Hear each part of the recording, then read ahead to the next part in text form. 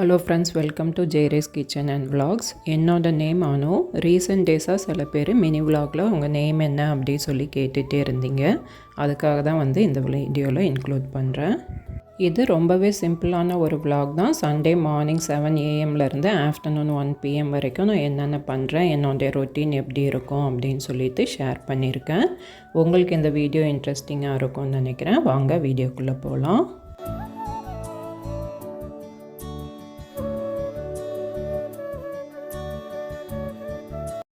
நேற்று நைட்டே லிச்சீஸில் கொஞ்சம் ஃபிஷ் ஆர்ட்ரு பண்ணியிருந்தோம். அது மார்னிங் 7 AM டெலிவரி ஆயிடுச்சு.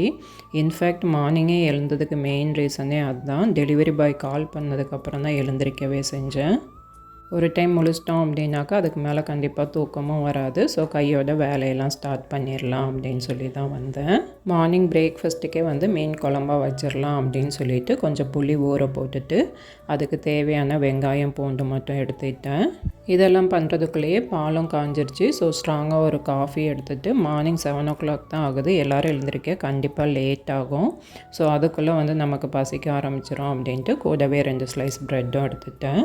சண்டே மார்னிங் ஒரு நேரம் தான் நம்ம ரிலாக்ஸ்டாக உட்காந்து காஃபி குடிக்க முடியும். மற்ற எல்லா நாளுமே அடுப்பில் ஏதாவது வச்சுட்டு அதை பார்த்துட்டே தான் காஃபி குடிக்கிற மாதிரி இருக்கும். ஸோ சண்டே மார்னிங் கொஞ்சம் இயர்லியாகவே எழுந்திரிச்சிட்டேன் அப்படின்னாக்கா ரொம்ப ரிலாக்ஸ்டாக உட்காந்து தான் எப்பயுமே காஃபி குடிப்பேன்.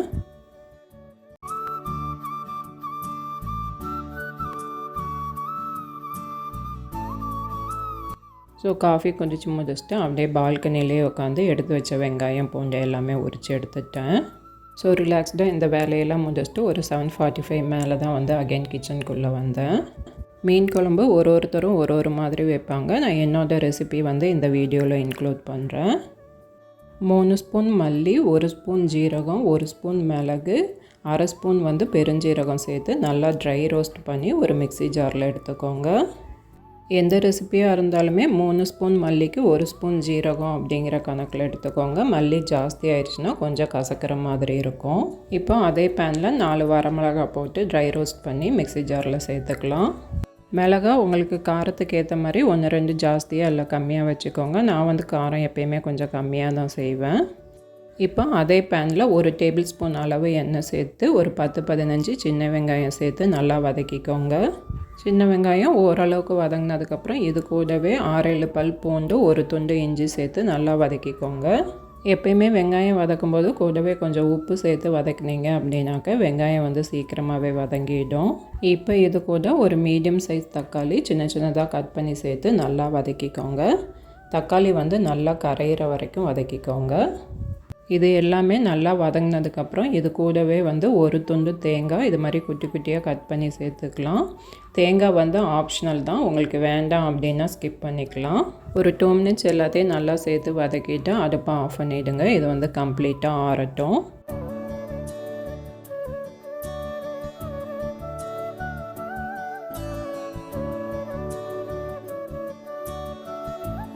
இது ஆறுறதுக்குள்ளேயே மீன் வாஷ் பண்ணி எடுத்துக்கிறேன். இன்றைக்கி குழம்புக்கு நான் மத்தி மீன் தான் வாங்கியிருந்தேன். இதில் ஆக்சுவலாக முள் கொஞ்சம் ஜாஸ்தியாக தான் இருக்கும். ஆனால் இருக்கிற மீனில் இதில் தான் சத்து ரொம்ப ஜாஸ்தி அப்படிம்பாங்க. எப்பயுமே ஃபிஷ்ஷை நல்லா வாஷ் பண்ணிவிட்டு லாஸ்ட்டாக கொஞ்சம் மஞ்சள் பொடி போட்டு வாஷ் பண்ணிட்டோம் அப்படின்னாக்கா ரொம்ப ஸ்மெல் இல்லாமல் இருக்கும். இப்போ நம்ம ரோஸ்ட் பண்ணி வச்ச ட்ரை இன்க்ரீடியன்ட்ஸ் மட்டும் ஒரு டைம் பல்ஸ் மோடில் போட்டு எடுத்துக்கலாம். இது கொஞ்சம் கொரப்பாக அரைச்சி எடுத்துகிட்டு இது கூடவே நம்ம வதக்கி வச்ச தக்காளி வெங்காயம் எல்லாம் சேர்த்து தேவையான அளவு தண்ணி ஊற்றி நல்லா மையாக அரைச்சி எடுத்துக்கோங்க.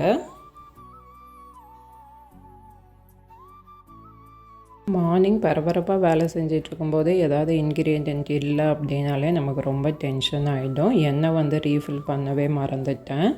ஸோ நல்லெண்ணெய் தான் மீன் குழம்புக்கு மெயினே. ஸோ அதை தான் எடுத்து ரீஃபில் பண்ணிகிட்டு இருந்தேன். இப்போ ஒரு கடாயில் 2 டேபிள் ஸ்பூன் அளவு நல்லெண்ணெய் சேர்த்துக்கோங்க. நான் மீன் குழம்பு எப்பயுமே மண் சட்டியில் தான் வைப்பேன். எண்ணெய் காஞ்சதும் கொஞ்சமாக கடுகு, கொஞ்சமாக வெந்தயம், கூடவே கொஞ்சம் பெருஞ்சீரகம் சேர்த்துக்கோங்க. இது எல்லாம் நல்லா பொரிஞ்சதும் நம்ம அரைச்சி வச்ச மசாலாவை இதில் சேர்த்து கொஞ்சமாக தண்ணி விட்டு ஒரு 2 மினிட்ஸ்க்கு நல்லா வதக்கிக்கோங்க. அதோட பச்சை வாசம் எல்லாம் போகணும், அந்தளவுக்கு நல்லா வதக்கிக்கோங்க. இப்போ ஒரு லெமன் அளவுக்கு புளி 1/2 மணி நேரம் முன்னாடியே ஊற வச்சுருந்தேன். அதை கரைச்சி இதோடு சேர்த்துக்கலாம்.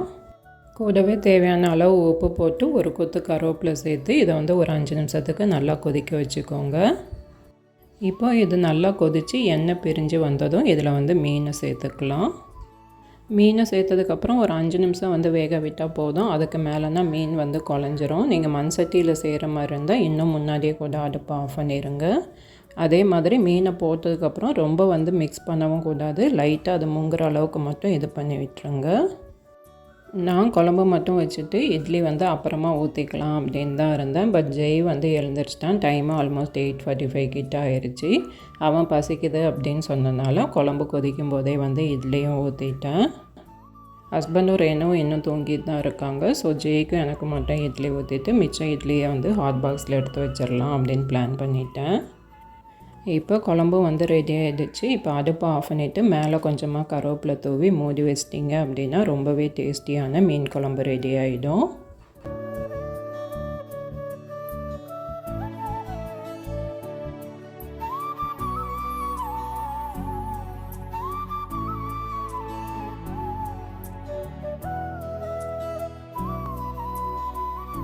நான் சாப்பிட்டு முடித்த கையோடு இருந்த பாத்திரம் எல்லாமே வந்து வாஷ் பண்ணி எடுத்து வச்சுட்டு ஆஃப்டர்நூன் ஃப்ரைக்காக வந்து கொஞ்சம் வஞ்சரம் மீன் வாங்கியிருந்தோம். ஸோ அதுக்கும் வந்து மசாலா ரெடி பண்ணி ஃபுல்லாக அப்ளை பண்ணி எடுத்து வச்சுட்டேன். ஃபிஷ் ஃப்ரை ரெசிபி வந்து ஆல்ரெடி நம்ம சேனலில் இருக்குது. நான் லிங்க் டிஸ்கிரிப்ஷனில் வைக்கிறேன். உங்களுக்கு தேவைப்பட்டால் செக் பண்ணி பாருங்கள். எப்பயுமே மிளகாத்தூள் இதோடு வந்து கொஞ்சம் பூண்டும் கருவேப்பிலையும் நல்லா இடித்து சேர்த்து மிக்ஸ் பண்ணி அப்ளை பண்ணிங்க அப்படின்னா ஃப்ளேவர் வந்து ரொம்பவே நல்லாயிருக்கும். உங்களுக்கு பூண்டோட ஃப்ளேவர் பிடிக்கும் அப்படின்னா இதை கண்டிப்பாக ட்ரை பண்ணி பாருங்கள்.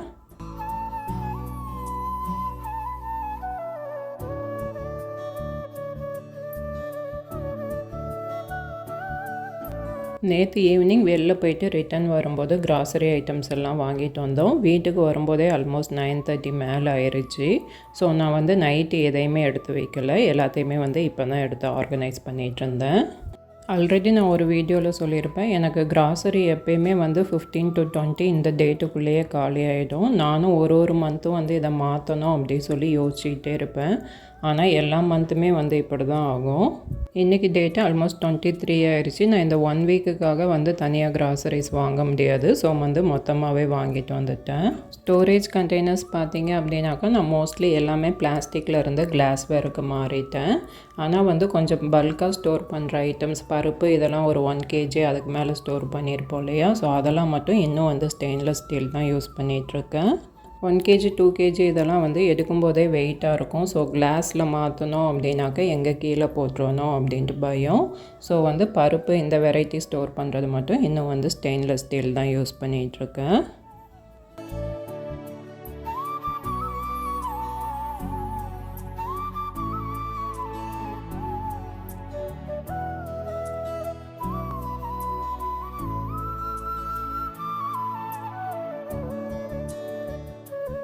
ஆயிலெலாம் வந்து இன்னும் கொஞ்சம் எல்லாத்துலேயுமே இருக்குது. ஸோ காலியானதுக்கப்புறம் வந்து நல்லா வாஷ் பண்ணிவிட்டு அதுக்கப்புறமா ரீஃபில் பண்ணிக்கலாம் அப்படின்னு எடுத்து வச்சுட்டேன். ஸ்பைசஸும் அதே மாதிரி தான், வேணுங்கிறத மட்டும் போட்டுட்டு மற்ற எல்லாத்தையுமே வந்து ஒரு சின்ன கண்டெய்னரில் போட்டு தனியாக எடுத்து வச்சுருவேன். வாஷிங் எசென்ஷியல்ஸ் எல்லாமே வந்து யூட்டிலிட்டி ஏரியாவில் வாஷிங் மிஷின் மேலே ஸ்டோர் பண்ணி வச்சுருவேன். இந்த வேலையெல்லாம் முடிக்கும்போது ஆல்மோஸ்ட் ஒரு 11:30 கிட்ட ஆகிடுச்சு. இதுக்கப்புறமா வந்துட்டு அமேசான்லேருந்து கொஞ்சம் பூச்செடி விதையெல்லாம் வாங்கியிருந்தேன். பால்கனியில் இருந்த செடிங்க எல்லாமே வந்து ஊருக்கு போன சமயத்தில் காஞ்சிருச்சு. ஸோ அதுக்கப்புறம் வந்து வெயிலும் கண்டினியூஸாக இருந்தது. மழை வரட்டும் அப்படின்னு சொல்லிட்டு வெயிட் பண்ணிகிட்டு இருந்தேன். ஸோ இப்போ வந்து கொஞ்சம் மழை ஸ்டார்ட் ஆகிட்டனால கொஞ்சம் பூச்செடிங்க போடலாம் அப்படின்னு சொல்லி விதை வாங்கியிருந்தேன். இந்த விதையோடையே வந்து அதை எப்படி மெயின்டைன் பண்ணணும், எப்படி வந்து போடணும் அப்படிங்கிற மேனுவலும் ஒன்று கொடுத்துருந்தாங்க.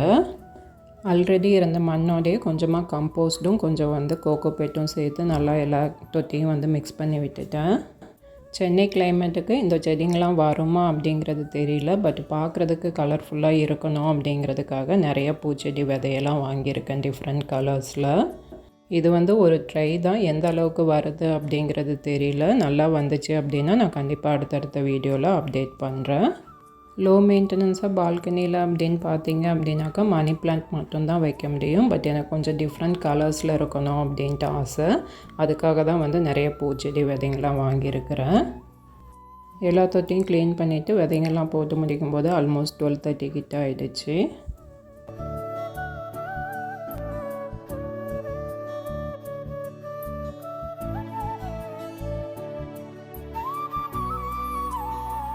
ஸோ ஆஃப்டர்நூன் வந்து பெருசாக வேலை எதுவுமே இல்லை. குழம்பு மார்னிங்கே வச்சுட்டனால ரைஸ் மட்டும் வச்சுட்டு ஃபிஷ் ஃப்ரை மட்டும் பண்ணிட்டேன். இப்போ மேலே டெரஸ் கார்டனில் செடிங்கள்லாம் கொஞ்சம் வளர்ந்து வர ஆரம்பிச்சிருச்சு. அதனால் அரிசி கழுவுற தண்ணி வந்து இப்போல்லாம் தனியாக எடுத்து வச்சுக்கிறது. இது வந்து செடிங்களுக்கு ரொம்பவே நல்லது. மெயினாக காய்கறி செடிங்களுக்கெல்லாம் ஊற்றும்போது நிறையா வந்து பூ வச்சு நிறைய பிஞ்சு வைக்கும் அப்படிம்பாங்க. ஸோ இப்போலாம் கிச்சன் வேஸ்ட் வந்து மோஸ்ட்லி மேலே டெரஸ் கார்டனுக்கு தான் யூஸ் பண்ணிக்கிறது. ஸோ ஒரு 12:45 அப்படிங்கும்போது ரைஸ் வச்சுட்டு இன்னொரு பர்னரில் வந்து ஃபிஷ் ஃப்ரையும் பண்ண ஆரம்பிச்சிட்டேன். ஃபிஷ்ஷு வந்து நல்லா பெரிய பீஸாக கொடுத்துருந்தாங்க. என் ஹஸ்பண்ட் அப்போவே 2ஆக கட் பண்ணிக்கலாம் அப்படின்னாங்க.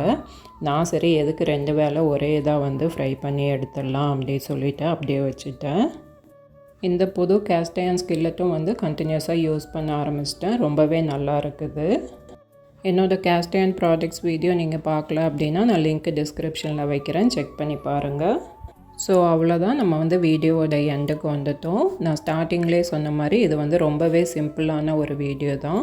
உங்களுக்கு இந்த வீடியோ வந்து இன்ட்ரெஸ்டிங்காக இருந்திருக்கும் அப்படின்னு நினைக்கிறேன். உங்களோட சஜஷன்ஸை கமெண்ட் செக்ஷனில் சொல்லுங்கள். உங்களுக்கு என் வீடியோஸ் பிடிச்சிருந்தா ப்ளீஸ் லைக் அண்ட் சப்ஸ்கிரைப்.